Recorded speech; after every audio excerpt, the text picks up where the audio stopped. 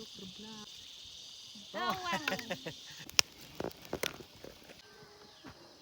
าบทักทายสบายดีและกราบสวัสดีพ่อแม่พี่น้อง FC เบิร์ดสุขูสุคนเมื่อนี้เขาก็บ่ได้เข้าป่าเขาเข้าให้เพราะว่าของเฮาอันมาขี้หลังอักเสบเนาะบ่ไหว้เขาเข้าป่ามื้อนี้ก็สิไปซอยเวียกเมียเนาะมื้อนี้ก็สิไปซักเข้าให้คือเก่าทุกคน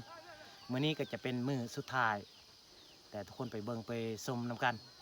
ว่ามื้อนี้สิแล้วหรือบ่แล้วเฮาซักให้ก็ยังบ่ทันฮู้เพราะว่ามื้อนี้เฮาไปครบในครอบครัวของเฮา4 คนลูก2 คนกับเฮากับเมียไปทุกคนไปเบิ่งบรรยากาศในไร่เนาะ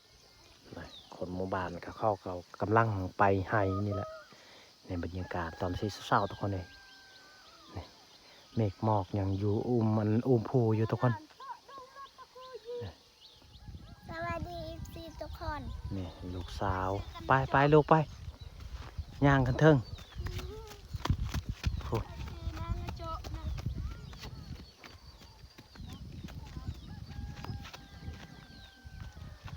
คนแรกก็ตบเฮาอยู่เทิงไปแล้วได้สักอันมือสุดท้าย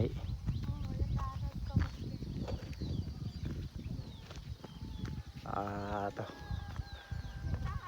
นี่นะอยู่ชนบทอยู่บ้านนอกบ้านนาแบบนี้ทุกคนการใช้ชีวิตก็น่าลำบากหลายขึ้นภูขึ้นพาบ่คืออยู่ในเมืองมันเฮาจะเป็นหมู่บ้านที่ชนบทและก็อยู่บนดอยสุดๆเลยทุกคนเนี่ยจะได้ก็ขอฝากเป็นกำลังใจเด้อพ่อแม่พี่น้อง FC ทุกคนที่เข้ามาเบิ่งมาชมว่ามาเบิ่งเป็นจังใดดำรงวิถีชีวิตดำรงชีวิตของครอบครัวบ่าวเปลือกนี่แหละมันสิยากหรือว่าสบายเอาสิถ่ายให้พี่น้องเบิ่งปลาโตทางนั้นนี่บ่เห็นภูเลยยั่งเมฆหมอกอยู่ภูโอ้ท่านั้นจะเป็นหมู่บ้านบ้านเฮากำลังขึ้นไฮนี่แหละเขากำลังเดินทางเห็นบ่ทุกคนนี่ตัวอย่างกระเทิง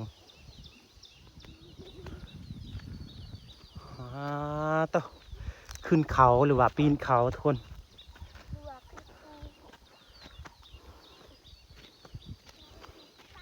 โอ้ยเมื่อยพี่น้องเอ้ย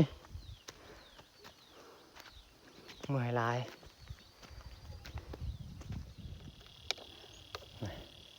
เมื่อยบ่ลูกฮะเมื่อยแห้งบ่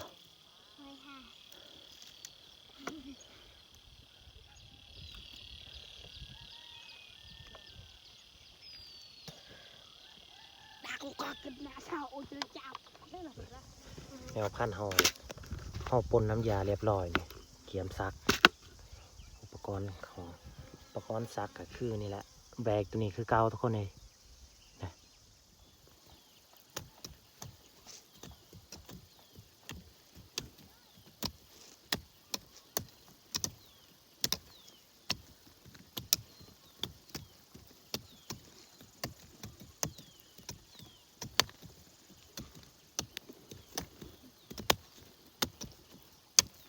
นอกกระดาน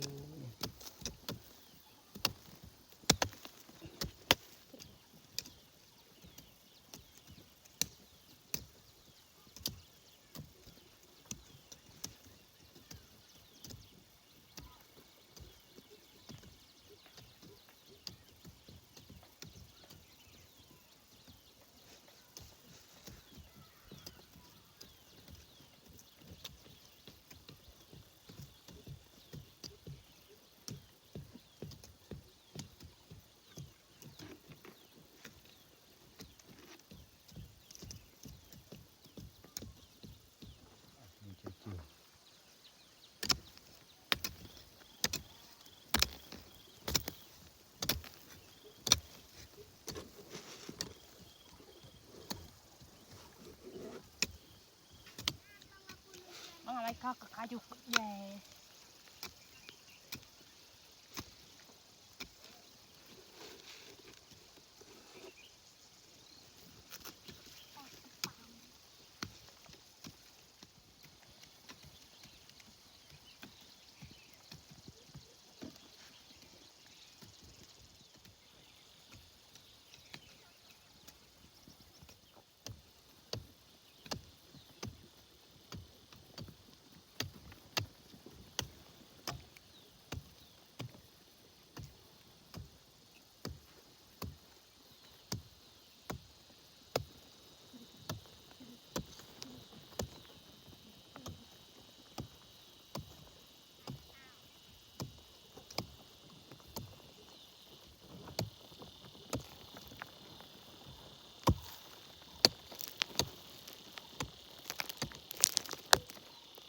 อดีเบิดเฮาสักมีแต่เฮาเกียมเสียหญ้าผุนทั้งลุมลูกสาวกับลูกชายอันเสียหญ้านี่แหละ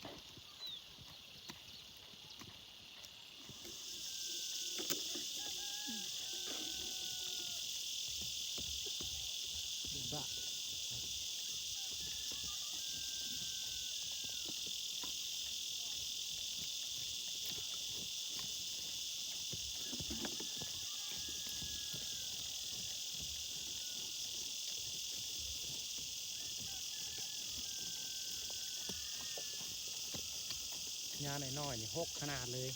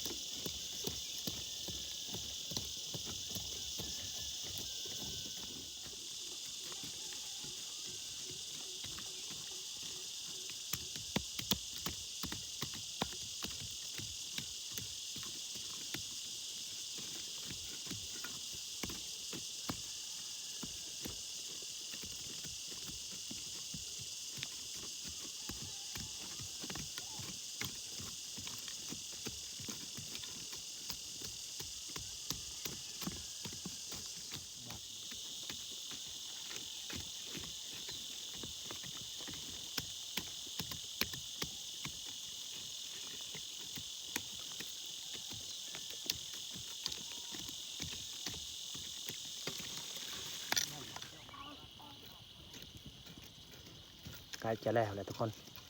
มือสุดท้ายแล้ว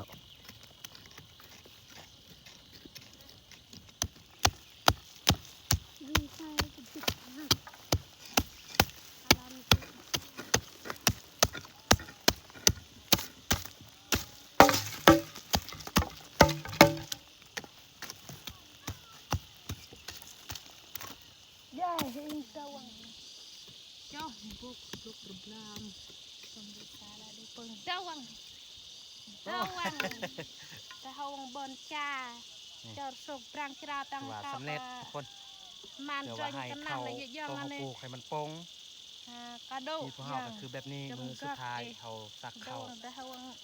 mualing omarau. เรียบร้อย Prah lah was. Prah. Prah. พอดีแล้วเลยครับเมื่อกินเขาวอยู่ที่ยังไฮนี่ไฮของเฮาเบิด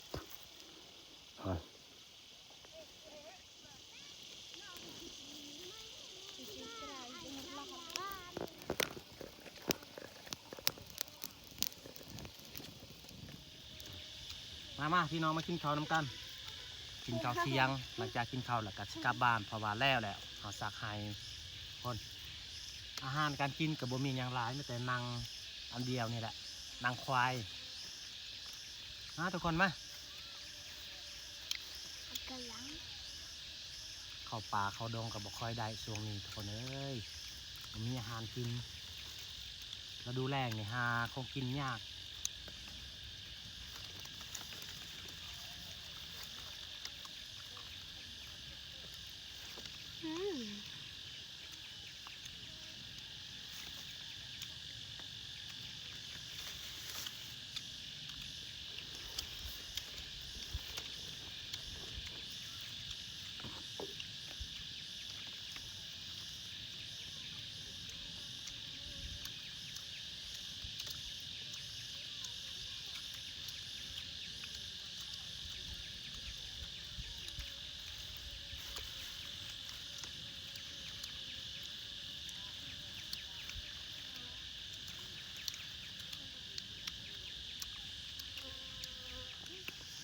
นี่พอดี12 โมงหรือว่า1 โมงทุกคนแดดแห้งพ่อแม่พี่น้องทุกคนเนาะ สำหรับเรียกงานของเฮาสักเขาก็สำเร็จเรียบร้อยเสร็จสิ้นมื้อนี้เลยเนาะ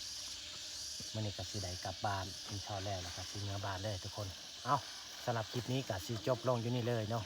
ต้องขอบอกขอบใจพ่อแม่พี่น้องผู้คอยติดตามรับชมแล้วก็คอยให้กำลังใจให้บ่าวเปลือกตลอดเนาะ